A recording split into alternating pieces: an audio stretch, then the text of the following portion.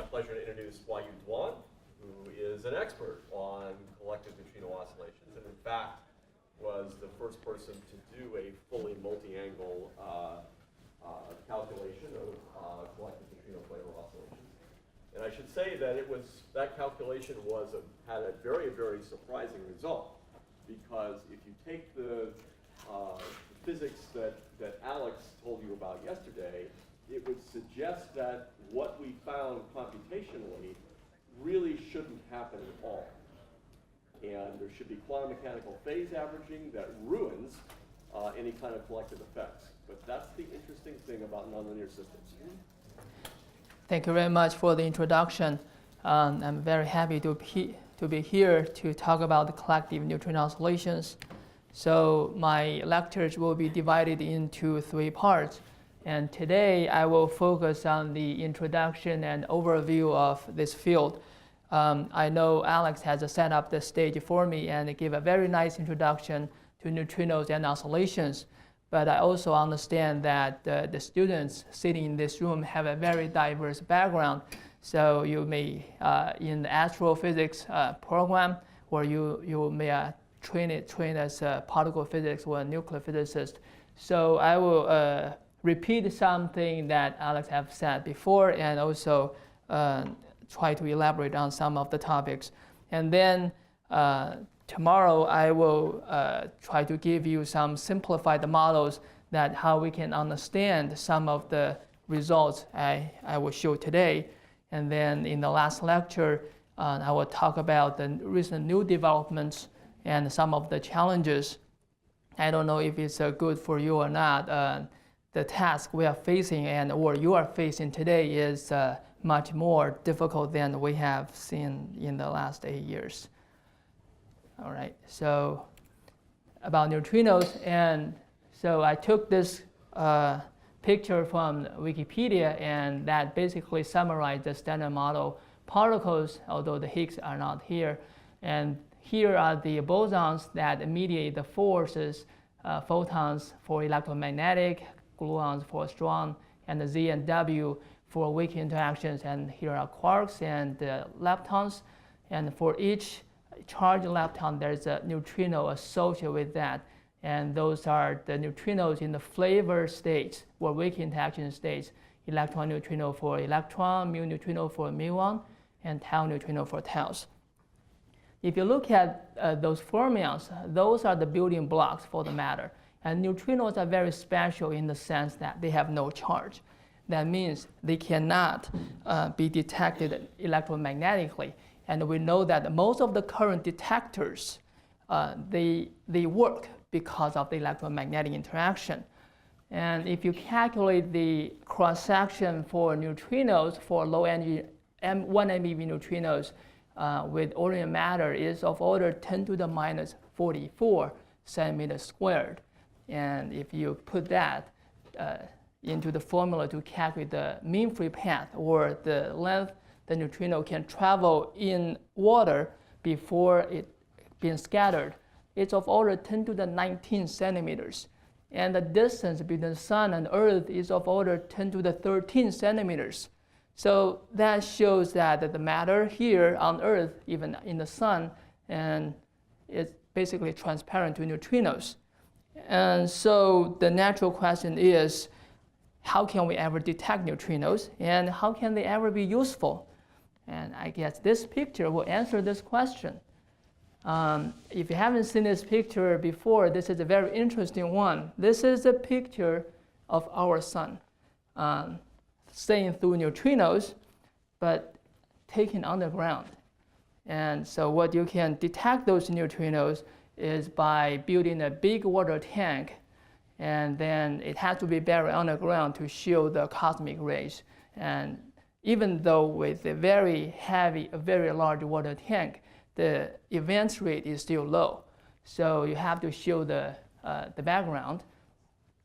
And so you can detect it, and what's useful for it?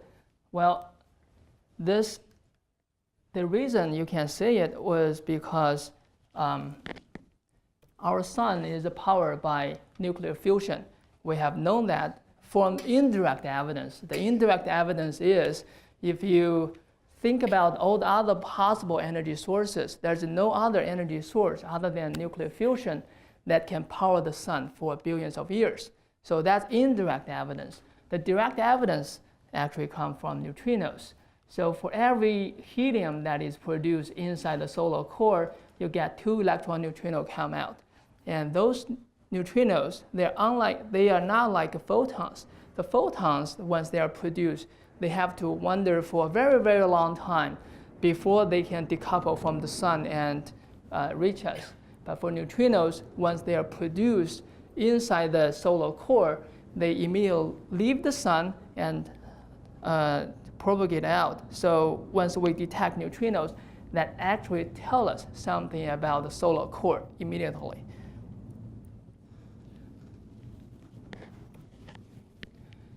And this is the picture about the supernova exploded in 1987.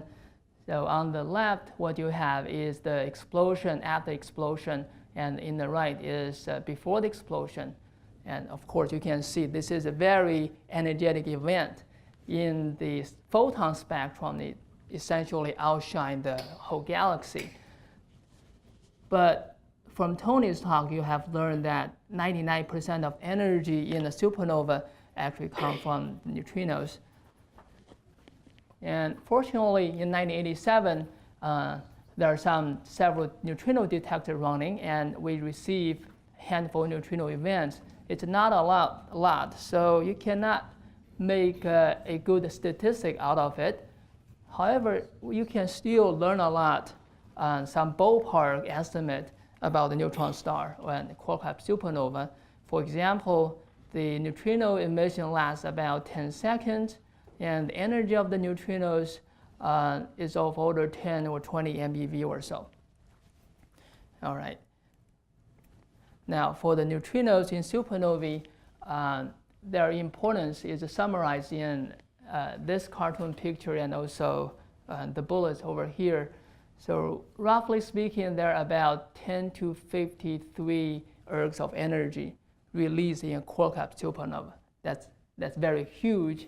And 10 to 58 neutrinos, about 10 to 58 neutrinos in about 10 seconds. So when we talk about the macroscopic things, like the ordinary matter, we're talking about Avogadro number 10 to 23, and here 10 to 58 in 10 seconds. So that really is a huge number. And neutrinos of all species, electron, mu, and tau flavors, they are all emitted neutrinos and antineutrinos with energy of order 10 or 20 MeVs, and they dominate energetics.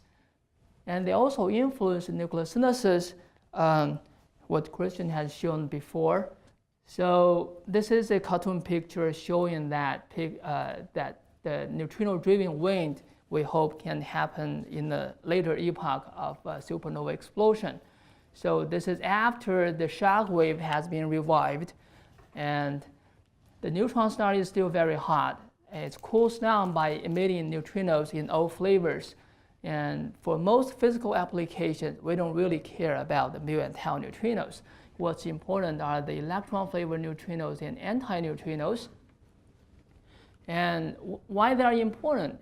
Because they can be captured by the nucleons, and that corresponds to the energy deposition into the matter. And in addition to that, the forward and the backward reactions flip the neutron to proton and the back. So that also set up the neutron to proton ratio in this matter, in this wind. And as the matter being heated and then expanded away, it cools down, and then nucleosynthesis happens in pretty much the same way as the Big Bang nucleosynthesis, although with some important differences. For example, in the Big Bang, the entropy is like 10 billion, and entropy in the neutrino-driven wind we expect to be of order 100 per nucleon. And also in the Big Bang, it's very proton-rich, so that's why you produce. That's one of the reasons you produce only proton and helium. But here we hope the neutrino-driven wind can be neutron-rich, at least in some scenarios. And then in the end, you can produce very heavy elements called R-process elements. well, Yang Chen and other speakers will talk about. So we know that electron neutrinos and antineutrinos, they will affect supernova dynamics and nuclear synthesis. There are new mu, new tau there, but we don't really care much about them.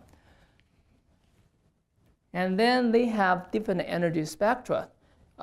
In some cases, we would expect electron neutrino to be the softest and the mu and tau to be the hardest. But in any case, they are not the same. And what if the electron and mu neutrinos, they are converted into each other? So you can have, for example, electron neutrino to be the hardest and the mu and tau to be the softest. And that would be interesting if it happens in the right place. So the mechanism for that is neutrino oscillation that Alex have introduced yesterday. So in the first slide I showed, neutrinos are listed as a flavor state or weak interaction states. But really, that's a wrong way to categorize a particle, because for most particles, when we talk about electrons or other things like atom, we categorize them as mass eigenstates.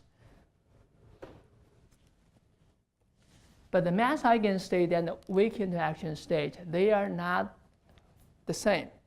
For example, suppose I only have electron and mu neutrinos, and the mass eigenstates nu1 and nu2 are superposition of those two. And that, of course, is from one of the principles of quantum mechanics. So a quantum state can be a linear superposition of other states. And here, theta v is what we call the vacuum mixing angle for this two flavor case. And then you can write down the Schroeder equation for flavor evolution. So here is the wave function, the flavor wave function of the neutrino. What's in up is the amplitude for the neutrino to be the electron flavor, and this is the amplitude for the neutrino to be the mu flavor. And here is the Hamiltonian, and x is the distance.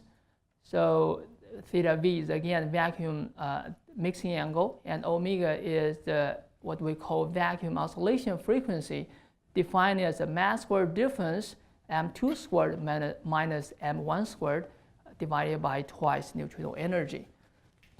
So this is just a two-component system with fixed Hamiltonian and can be solved exactly.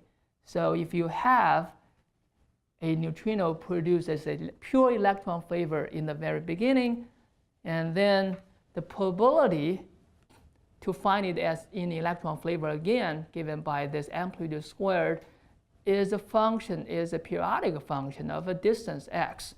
And that also depends on mass squared difference and the neutrino energy. And this probability is what we call neutrino survival probability, the probability to be in the initial flavor. So that's for neutrino oscillation in vacuum. And in the matter, I told you that basically all the matter here is transparent to neutrinos. But you know what? The glass is also transparent to light. But the refractive index of light in glass and in vacuum, they are different. And that's because of the coherent forward scattering of photons by the atoms in the glass. And the same thing happens for neutrinos. Even though the matter is transparent to neutrino, unless the matter density is really, really high, you can still have neutrinos being forward scattered by electrons, neutrons, and protons inside ordinary matter. And for example, through this what we call neutral current scattering. So neutrino will offer flavor X or electron flavor coming in and then come out. And it's coherent forward scattering, so the momentum doesn't change. So that will change the refractive index of neutrino in matter. But this will not impact collective oscillation or any neutrino oscillation, because you remember neutrino oscillation is a conversion of neutrino from one flavor to another. But this effect shift or changed the refractive indices of neutrino in different flavors in the same way, in identical way. So this effect will not affect neutrino oscillations. But then this one will. So what this process does is you have electron neutrino come in, electron come in, and then exchange a W boson, and then electron come out this way, and electron neutrino come out this way. So this diagram is unique for electron neutrinos and antineutrinos, but they are not there for mu and tau neutrinos because we don't really have a mu and taus in the ordinary matter. So this means the ordinary matter is a birefringent for neutrino flavors. So they have different refractive indices for electron flavored neutrinos and the mu and tau neutrinos. So again, you can write down the Schrödinger equation and try to solve it. What's different, what make it different from vacuum oscillation is here in the upper left of the Hamiltonian, you have a term proportional to electron number density. And the GF is what we call the Fermi coupling constant that determines the strength of a weak interaction. And you can solve the the eigenstates of that Hamiltonian as a function of electron number density, and they will show up like that. So this plot shows that at the very high density, the eigenstate of the Hamiltonian, what we call the heavy and the light states, correspond to the flavor states. And then in vacuum, where matter density is 0, they are the vacuum mass eigenstates. So if you have a neutrino, electron neutrino produced in the center of the star, say where the matter density is very high, and this is correspond to a heavy state. And if as the neutrino propagated out, the matter density change very slowly or adiabatically, then the neutrino will stay on that instantaneous eigenstate of the Hamiltonian. So when they come out, they will become the nu2 state. And that's called the MSW effect after the Wolfenstein and Mikheyev and Smirnov. So before I move into neutrino oscillation in supernovae, let me just remind you that there are 3 flavors for neutrinos: electron, mu, and tau flavors. And there are 3 mass eigenstates. They are connected by these unitary matrices. And here C12 means cosine of theta 12, and theta 12, theta 23, theta 13. They are called the vacuum mixing angles. And there's also a complex phase here, which is the CP violation phase.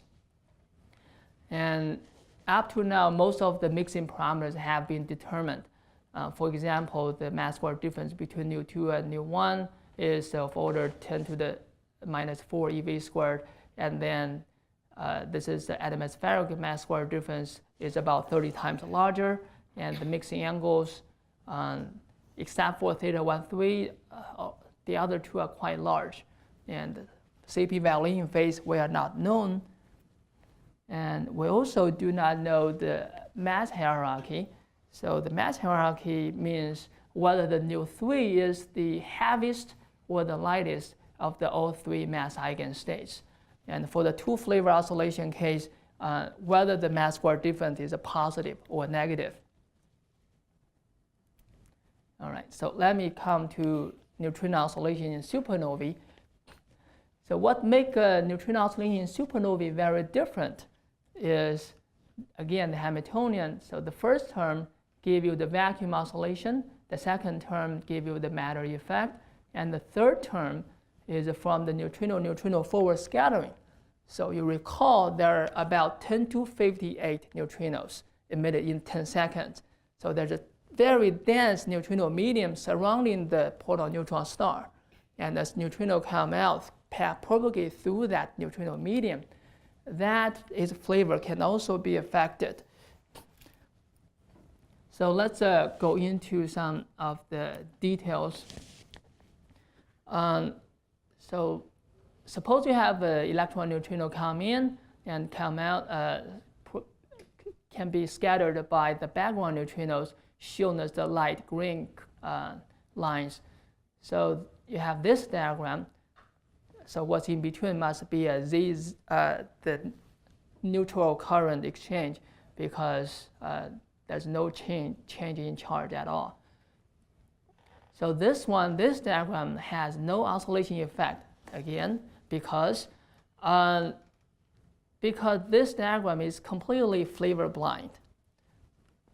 If you replace this neutrino nu e by nu mu and nu tau, it's the same. So this process will change the refractive indices of nu e, nu mu, nu tau by the same amount, and it will not affect neutrino oscillations. But this one will do, and as George and his collaborators proposed in 1987. So again, the light green lines are the background neutrinos. So you have electron neutrino come in, electron neutrino come out, but this is different from that one. They're different. So this means that the background electron neutrinos will shift the refractive index of the electron neutrinos we are looking at. And for the similar reason, the background mu neutrinos will shift the refractive index of the mu neutrinos, and so on and so forth. And that's not all. Pantaleoni in 1992 proposed that there's another diagram. So here it's kind of similar to this one, but now you change the flavors. So what you come in is neutrinos of different flavors, say nu e and nu x, and they exchange their flavors or momentum, whatever you want to call it, after they come out. So again, this light green lines is the background neutrino, and the darker green lines are the neutrino we are looking at. So we have a neutrino with momentum p come in electron flavor, and then come out in the same momentum, because it's a coherent forward scattering. So the momentum cannot change, but its flavor can change. So this neutrino swap its flavor with the background neutrino. And that makes the problem really complicated. So basically, just like in the matter effect, that matter Hamiltonian is proportional to the number density of the electrons. Here, the self-coupling Hamiltonian is proportional to what we call the flavor density matrix of the neutrino. In case you don't know what the density matrix is, so that's basically another language to describe a quantum state. So in quantum mechanics, mostly at least in the courses, we're dealt with a pure state. So this is the pure state in the Dirac-Kat formalism, and that can be described by a density matrix written in this form. So the diagonal elements are the probability for that particle to be the electron flavor and X flavor, and there are also off-diagonal elements that describe the mixing between the two states. For example, if you have a pure electron neutrino, that's described by this density matrix as a 1, 0, 0, 0. So the probability in electron flavor is 1, and there's no mixing into the other flavor. But you could also have a mixed state. For example, when neutrinos are produced or emitted from the neutrino sphere, if there's no neutrino oscillation, they are in purely nu e and nu mu nu tau states. So the density matrix will be proportional to the number densities of the neutrinos in different flavor states, and all the off-diagonal elements will be 0. So this is one of the examples of the density matrix. And corresponding to the diagrams I explained in the last slide, the fuller diagrams correspond to the diagonal elements of this density matrix. So the diagonal elements of this density matrix will shift the electron neutrinos and the mu and tau neutrinos by some amount. and the Pantaleone diagram corresponding to the off-diagonal elements of this density matrix. So again, this is the Hamiltonian for neutrino oscillation in supernovae, and this is H nu, what we call neutrino forward scattering or neutrino self-coupling term. And you see this term is proportional to the density matrix of neutrinos and antineutrinos. Rho bar is antineutrinos. And P is the momentum of the neutrino we are looking at. And the P prime is the momentum of the background neutrino, which we integrate over. And then there's a geometric factor, 1 minus the cosine of the angle between the foreground and background neutrinos. So if you have a neutrino propagating forward and scattered with another neutrino in the same direction, they will never be scattered, because here we assume the neutrino propagate in the speed of light. Their energy is much, much larger than their mass.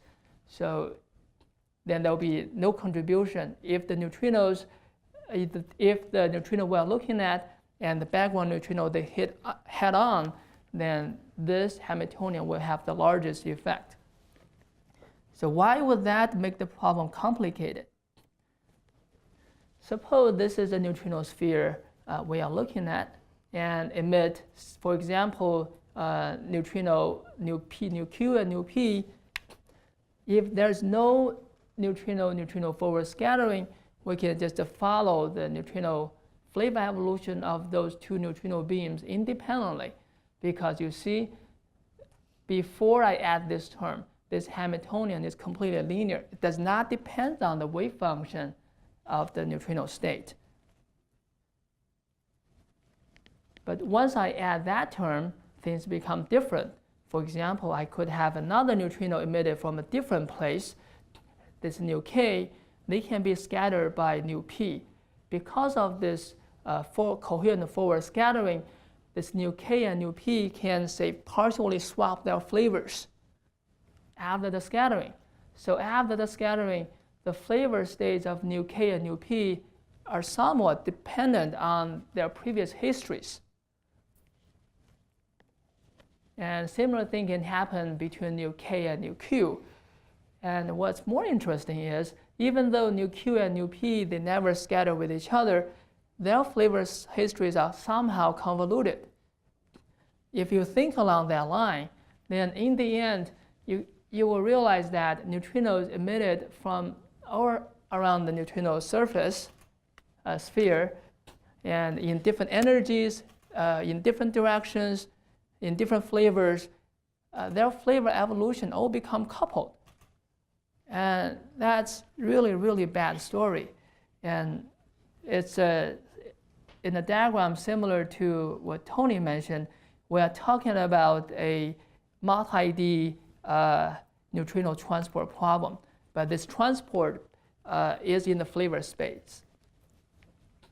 So if we are talking about neutrinos with the full problem, actually it's not the full problem. So let's assume that there's only coherent forward scattering outside the neutrino sphere, which actually is not really true, because if Alex mentioned JJ's work in yesterday's lectures, and outside the neutrino sphere, you can still have some scattering, and that scattering can have very important effect. But let's just assume that we only have coherent forward scattering outside the neutrino sphere. Even that is very difficult. So if you look at the wave function of neutrino, it can be described by its radius, where it is, and its energy. Theta and phi are the emission angles that describe the momentum direction of that neutrino. And this capital theta and phi describe the emission points on the neutrino surface, on the neutrino sphere. So again, in Tony's language, this is a 3 plus 3. So 3 in spatial and a 3 in momentum space. So that's too hard. So let's simplify it. So let's make assumption. Let's say the neutrino the supernova environment and including the neutrino sphere, it has axial symmetry around the z-axis. In that case, we can get rid of the big phi, the capital phi, but it's still 2 plus 3. So 2 spatial plus 3 momentum, still quite difficult. We don't really know how to do that. All right, let's move down to 1 plus 3. So in 1 plus 3, we assume the supernova environment and the neutrino sphere is spherically symmetric. So it's a 1D for spatial, and then 3D for momentum space energy and the emission angles. And that calculation was recently done by Merisi and in his group. But one thing I'm not totally sure is about the consistency of that of this model, because if you do not have the axial symmetry along the radial direction, that actually will break the spherical symmetry. So this 1 plus 3D model is probably not self-consistent. Now, what else you can do? We can simplify it further, 1 plus 2D. So here we assume that there's axial symmetry around any radial direction plus the spherical symmetry. In that case, we can get rid of the phi angle for the neutrino momentum. So 1 dimension for spatial and 2 dimension for momentum. And this is what we call the multi-angle calculation, or sometimes called the neutrino bulb model. So the neutron star is just like a neutrino bulb emitting neutrinos. And that's a calculation we have done. And maybe we can go even one step further, 1 plus 1. So 1 dimension for spatial and 1 dimension for momentum. So the assumption here is all the previous assumptions plus that neutrino flavor evolution is trajectory independent. And that's what we call single angle calculation. And this kind of calculation is equivalent to an expanding homogeneous and a neutrino gas. You can replace this R by time, so that only depends on the time and homogeneous gas and expand over as a function of time. So that model is equivalent to a homogeneous and neutrino gas, which kind of recall what happens in the early universe. So people have done calculations starting from the single angle, and Yang Chen and George Fowler have done this calculation in 1995, and that was a single angle approximation of this Hamiltonian, and they made a further assumption that the off-diagonal elements of the density matrices are 0, as George mentioned in the introduction. And if you think about it, it's really reasonable, because if neutrinos really go through the MSW, adiabatic MSW flavor evolution, the off-diagonal elements will be 0. And if they are not adiabatic, then the phases should average out to 0. So that should be the case. But if you do a numerical calculation, you find something very weird. And this is done by Samuel actually a couple of years earlier for the early universe. And as I mentioned, a homogeneous expanding neutrino gas is equivalent to the single angle approximation for supernova. So what they found was, if you have a homogeneous isotropic neutrino gas and have some not equal number of electron and anti-neutrino and anti-neutrinos, and for certain conditions, you find this oscillation pattern. It's a sustained oscillation pattern. If the gas is not expanding, if the gas is expanding, you find another behavior. So initially it's stable, the flavor content of the system is like constant, and then there's a sudden change, and then it starts to oscillate, and then damped out. And Pastor and Raphael did another numerical calculation, but this is in the supernova context. So this is a single angle approximation, and they use a large mass square difference.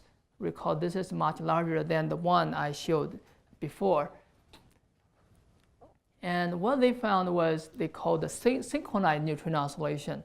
So what the synchronized neutrino oscillation means is that the neutrinos and antineutrinos with different energies, they all go through MSW flavor conversion, like a single neutrino with a single energy.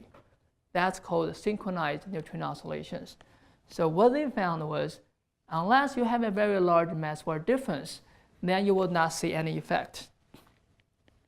And what they plot is the effect on the electron fraction for this supernova model. So just want to show a funny picture I made for my code. My code is called flat. So one special thing about this code is it's highly modularized. And of course, we always want to make our code modularized, and that's because that makes things easier to maintain. If you find a bug in one of the modules, you just need to change that module. That will not affect other modules. So that's a good thing. But what's really special about my code is that I make it modularized so that it can be multiple purpose. Because when I write the code, I realized I'm not going to solve just a single problem. I'm going to solve a lot of different problems.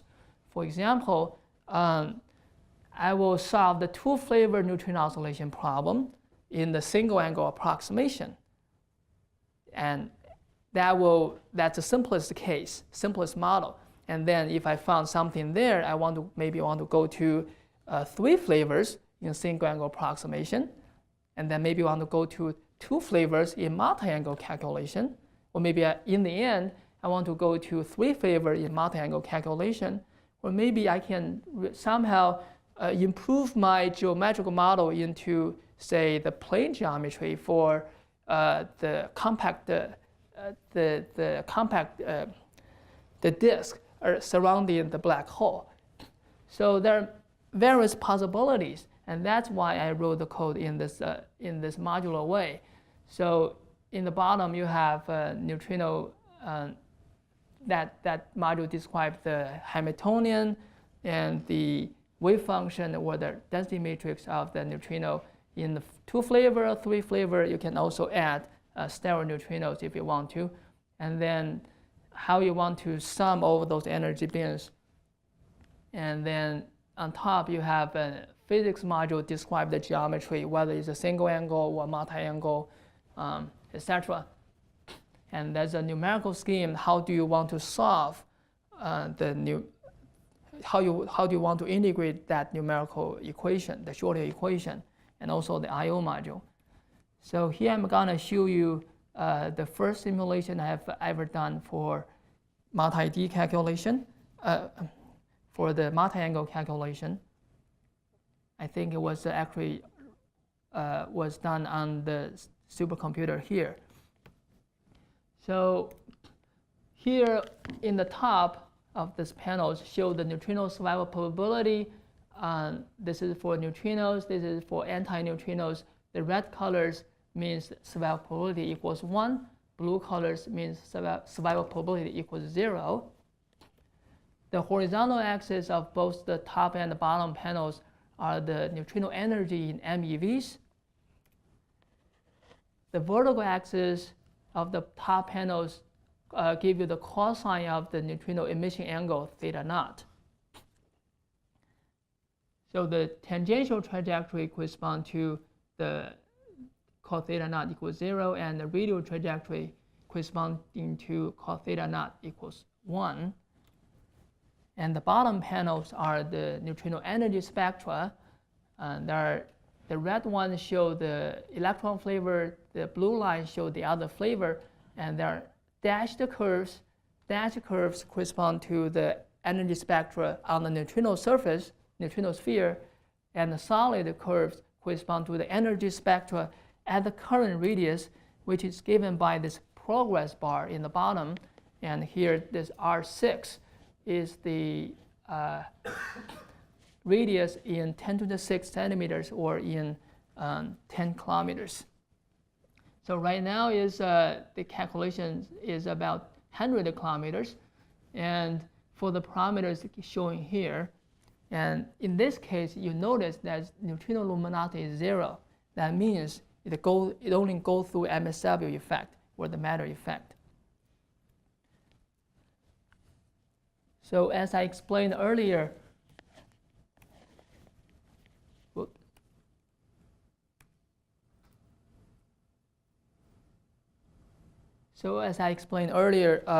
if there's no neutrino-neutrino self-coupling, the neutrino forward the Schroeder equation is actually linear. So you can solve neutrino flavor evolution individually. And it's also clear here, you see that neutrino with different energies, they just go through oscillation kind of independently. And basically, this happens, it's just the MSW resonance sweep from the low energy to high energy. And that only happened in the neutrino sector. Nothing appeared in the anti-neutrino sector. But now if you put in neutrino luminosity, that means you put in the self-coupling in there. And this is what you get.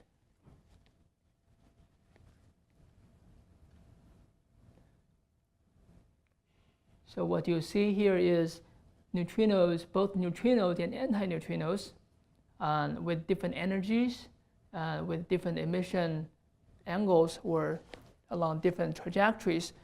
They all kind of participate in this oscillation. And that's why we call it a collective oscillation.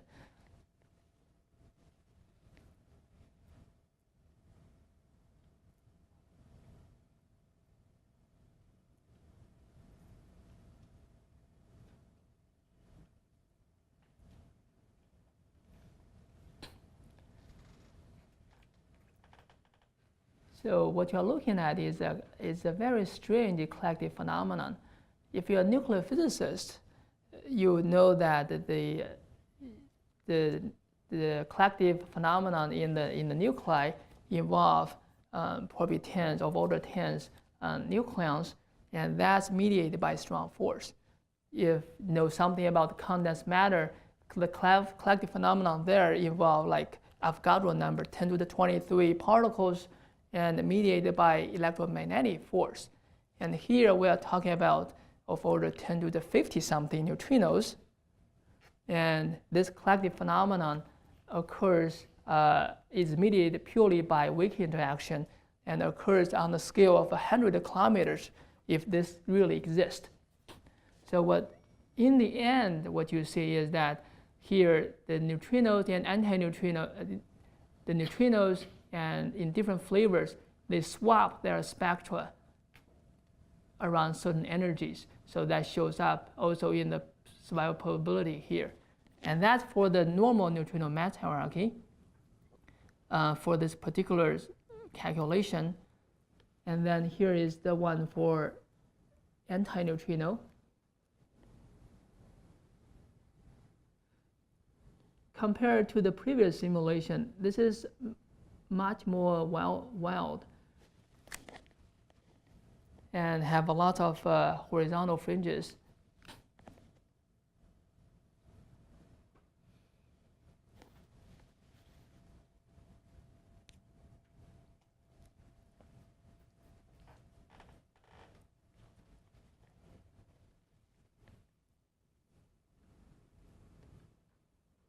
So I'm running out of time, so I'll just show you the final plots. And the horizontal axis, so those plots summarize those two calculations. The top panels show the normal mass hierarchy, and the bottom panels show the inverted mass hierarchy. And the left panels are for neutrinos, right panels are for antineutrinos. In both cases, you find the energy spectra are swapped between nu E and the nu X. But if you look at the two mass hierarchies, they look like a mirror to each other in some sense. And that's for the multi-angle calculation. And in the single angle calculation, you'll find similar stuff. So again, for the neutrinos in the neutrino sector, those two different color curves correspond to different neutrino luminosities.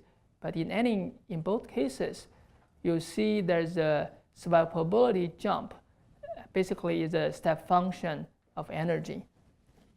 So you see that in both the single angle and the multi-angle calculations. What about the three flavor mixing? So this is a calculation for oxygen, neon, magnesium quark collapse, but only during the neutronization pulse.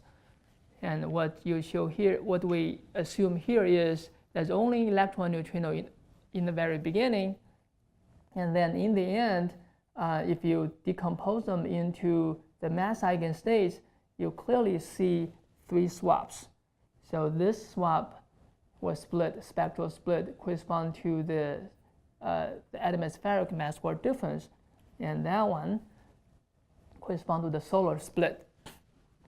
And we have done this calculation in both the single angle and the multi-angle calculations.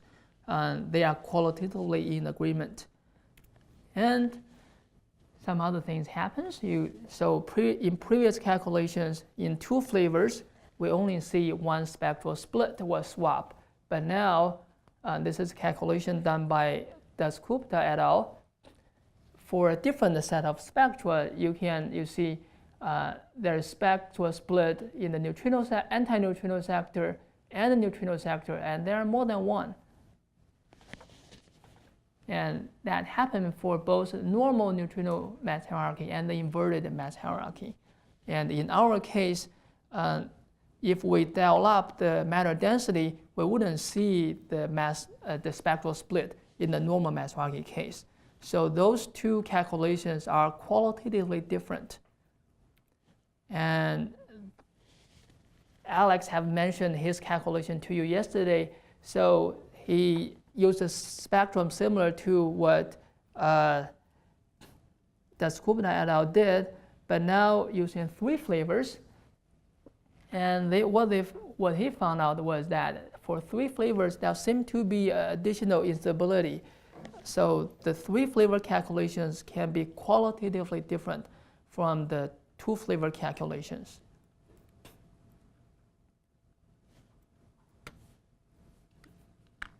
And so here is the calculation in the multi-angle case. The previous calculation was in the single angle, but now in the multi-angle, for the normal mass hierarchy, you see this is kind of different. If you look at the patterns, how they initiated, they're different from the previous calculation, where only single spectra appeared.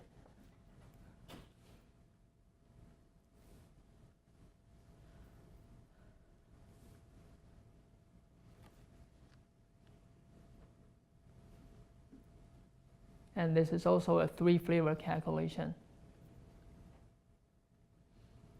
So in the bottom panels, the dash curves, the red dash curve is the electron spectrum on the neutron star surface. Blue dash curve are the mu and tau flavors spectra on the surface. And the solid red curve is the electron energy spectra at the current radius showing at in this progress bar in the units of kilometers.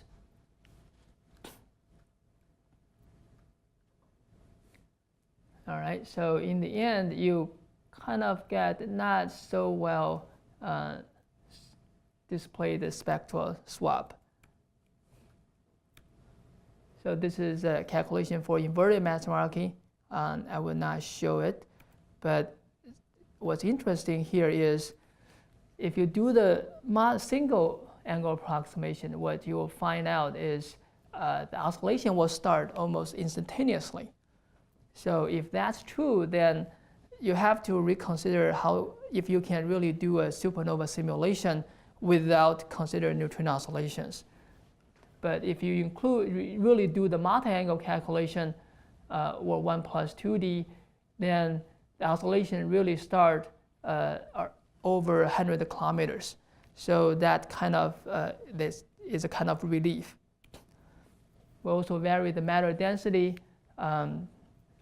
So if you vary the matter density in that particular calculation, it doesn't really change oscillation very much. So this oscillation is not much affected by the matter density up to a certain range. And then if you dial down or dial up the neutrino luminosities, that does affect where the oscillation begins.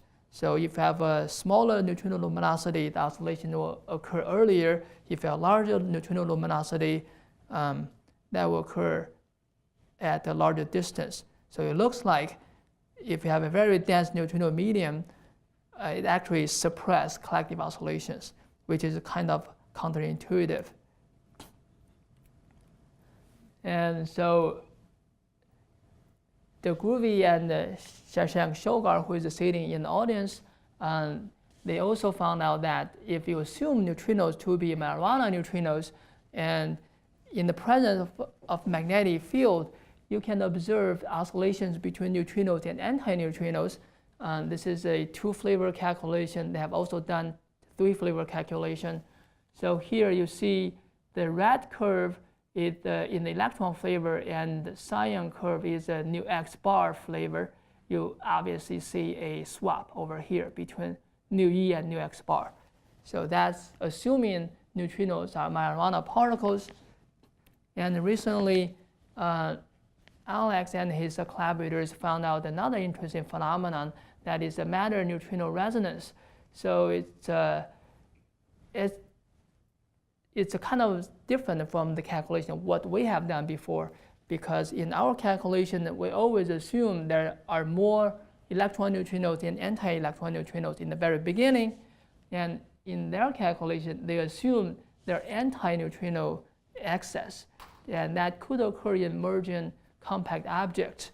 But of course, it's a single angle calculation. We don't really know how to do a multi-angle calculation. So in their calculation, you see here is that the potential from the matter and the potential from neutrino, they cross each other in certain ways. And if that happens, that induces a certain neutrino oscillations, which Alex is the expert, can explain this. So let me just summarize. So I just want to repeat what Tony tried to convince you yesterday. And yes, you can make discoveries through numerical calculations.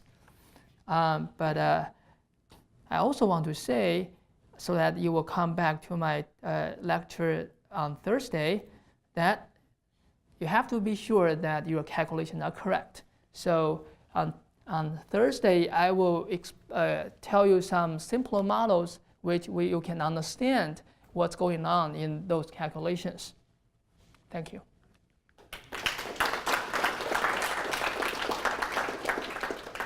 Huaiyu, questions? So how these are all done for one, your simulations are all at one instance in time. Right. Right.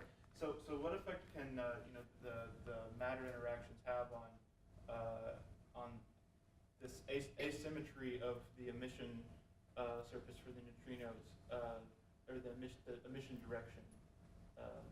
What kind of effect can the matter have on that over time? Will it average out to where it's more or less the direction of the emission is symmetric, or basically, what are we losing with a single angle approximation? You mean the difference between single and the multi-angle calculations? Yeah. So for the single angle calculations, we ignore the angle dependence or trajectory dependence of flavor oscillations. But you see that there's a qualitative difference between those two kinds of calculation. The single angle calculation is equivalent to a homogeneous expanding neutrino gas. And so there you don't have it's a homogeneous and isotropic. But in multi-angle calculation, it's capture some of the homogeneity and anisotropic feature of the supernova. So in one of the calculations I show you,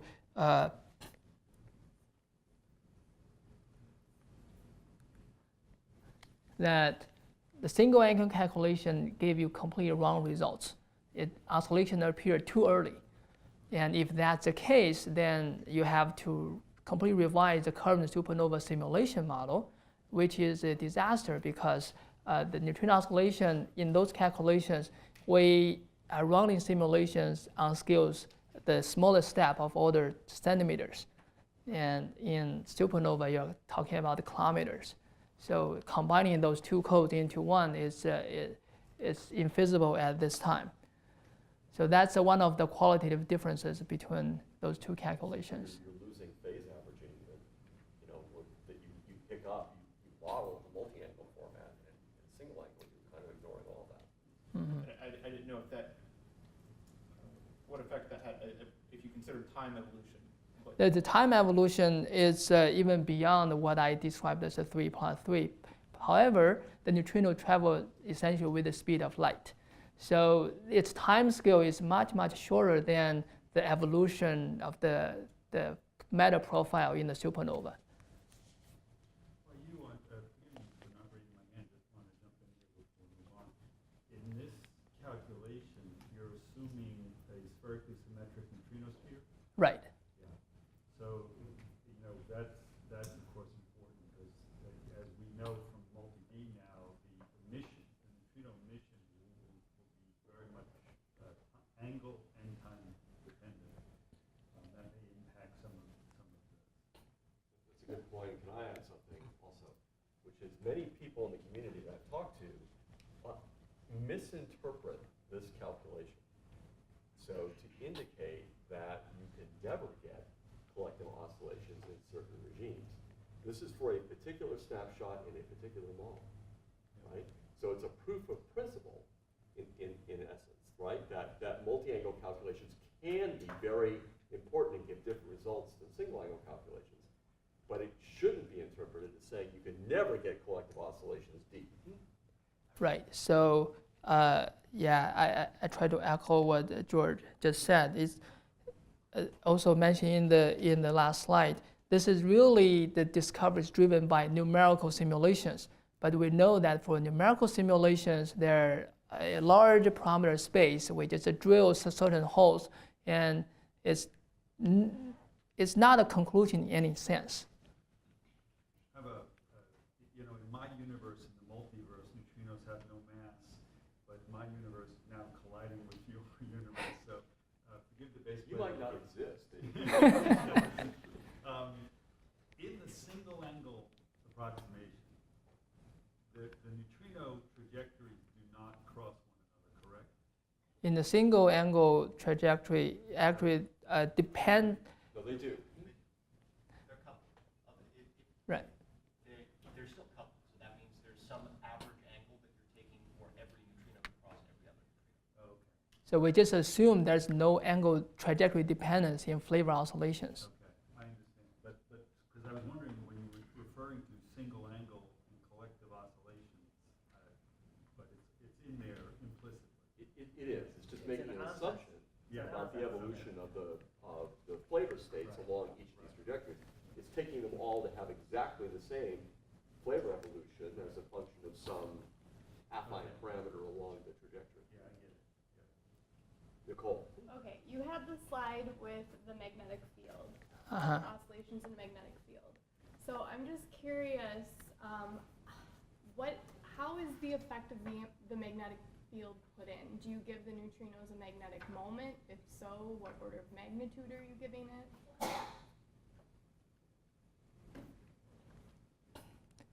Xiaoshang, do you want to answer that? Yeah, it is, so it is due to the transition magnetic moment Okay. in case of Majorana neutrinos, and the order of magnetic field is around 10 power 12 Gauss, Okay. and the transition magnetic moment is the one predicted by the standard model. It's not a GSM. That small. Yeah. You give it that small Yeah. magnetic moment, and it Yeah. has that much of an effect. So that's like 10 to the minus 22 64 magnetron? Yeah. I get transmission even for 10 power minus 24. Wow. Because this is highly nonlinear. Yeah. So because of that. Have you done it with Dirac? Anything like that? Nothing happens. Because that's a sterile neutrino transition. Yeah, here we need Majorana neutrinos because when the left-handed neutrino flips to right-handed neutrino, it still remains active. It behaves like anti-neutrino. Mm-hmm. But in the case of Dirac, the left-handed flips to right-handed, it just becomes sterile and goes out of the calculation. So we don't get anything there. Okay.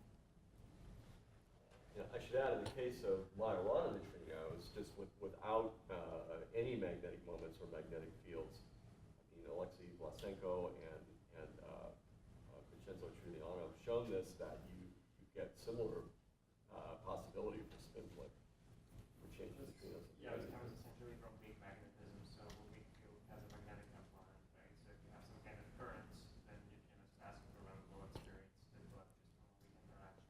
It's also a tiny effect that is comparable to this and can be amplified by nonlinearities. So this in another aspect emphasize this highly nonlinear system. When it become unstable, even a very small perturbation, it could be a small vacuum mixing angle or the magnetic moment or any something else that trigger the system to leave that that point, and you will see these wonderful features. Question?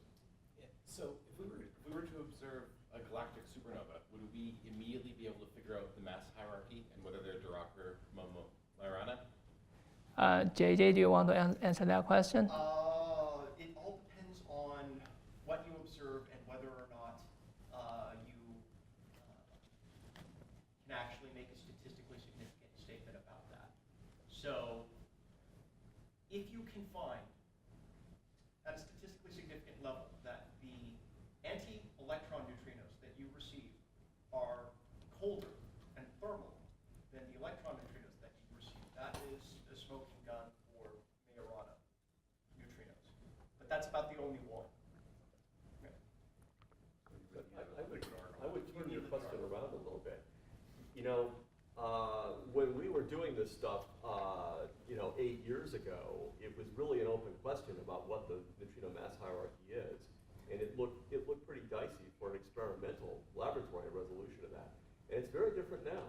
So with the long baseline neutrino oscillation experiments that are going to be done, both accelerator-based and the diabase, nuclear reactor basics, I suspect that it's likely that we'll know what the hierarchy is from the laboratory.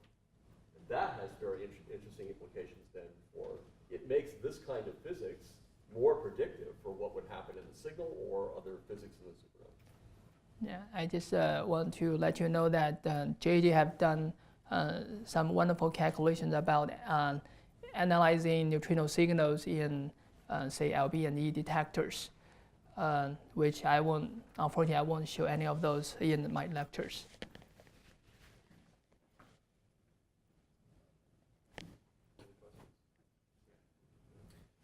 So initially, the survival probability of the neutrino is in the multi-angle simulations is symmetric, right? At the initial conditions. Am I understanding that? Right. So what's the source of the perturbation that leads to the asymmetry that you see? The asymmetry in terms of the emission angles. Yes. Well, Is it just numerical? no, it's not a numerical. It's in the Hamiltonian.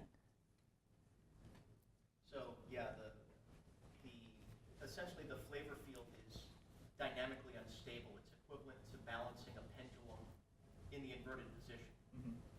And so as you follow the neutrinos along their world line, the dynamical instability ceases to be damped by the relative phase buildup on the different trajectories that you're tracking, and the flavor pendulum just falls over. You get rapid flavor oscillation. So.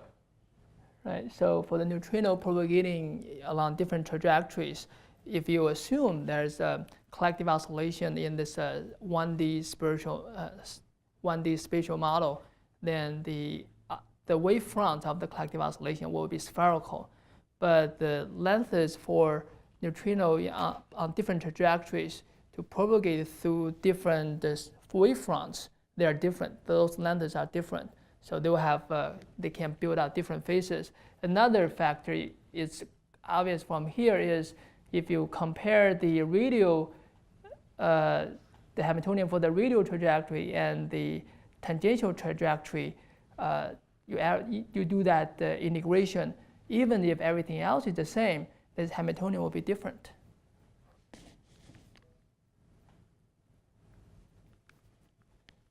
Hi.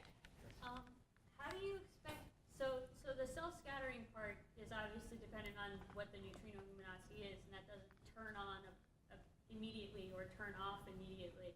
How do you expect that spectrum to change over time, over, I guess, the 10 seconds that you would get it? Yeah, I think Tony will be the expert to answer your question.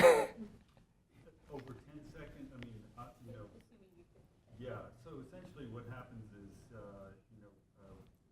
during the supernova event, the luminosities are sustained at the order 10 to 50 ergs per second until the explosion is launched, at which point you go into the proto-neutron star cooling phase, and the neutrino luminosities decay exponentially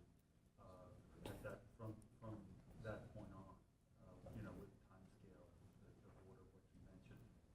The spectra too, I mean, ultimately they cool, so the mean RMS energies, for example, for the different flavors will similarly evolve. We'd have to actually look at that to know quantitatively what that looks like. Yeah. So if I understand correctly, basically you can categorize this neutrino spectra as in two phases. In the beginning, you have a matter accretion onto the neutron star that power the neutrino emission. So that's the accretion phase. And once the shock is revived, what you have is just a neutron star cools down. It's called the Kelvin-Helmholtz phase. Exactly, but it's a little different now than it was in the old days. Now the explosion evolves over a much longer period of time, but at some point, you're going to transition from the phase where the explosion is fully determined to the PNS cooling long-term, much longer-term PNS cooling phase. But I think the answer to the original question is that there are several different types of spectra that are encountered in a single explosion. And the oscillation pattern may also show evolution, qualitative evolution over the 10-second time scale. Yeah, exactly. Yes. And that evolution might be different for different varieties of supernovae. So if we could get a spectrum, we'd probably expect to see basically a superposition of several different sort of spectrum from different time scales.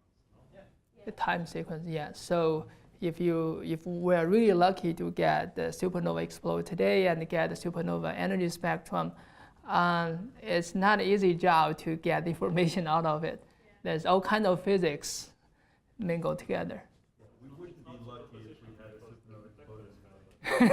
Okay. No, it needs to be in a few years. Yeah. Question in the back? There was this one plot you were showing with the three different mass cycle states, where you had new E initial, and then it splits into these three mass eigenstates, where the spectrum flips into three different. So you can't remember which slide number it was. You mean three-flavor calculation? Is that You have initial, it's red, and then you have like green, that one, yeah. okay? So you assume that the new E starts out in one mass eigenstate, I guess. It's all being pushed into mass 1. So what happens here is initially only have dominantly electron neutrinos, and then it actually goes through a MSW because this is a very light progenitor star. So the envelope is very thin and there's a sharp edge. So you encounter MSW before collective oscillation happens. And so that change this is again for normal matter hierarchy. So you experience MSW, and then the spectra got split into 3 parts because of the collective oscillations.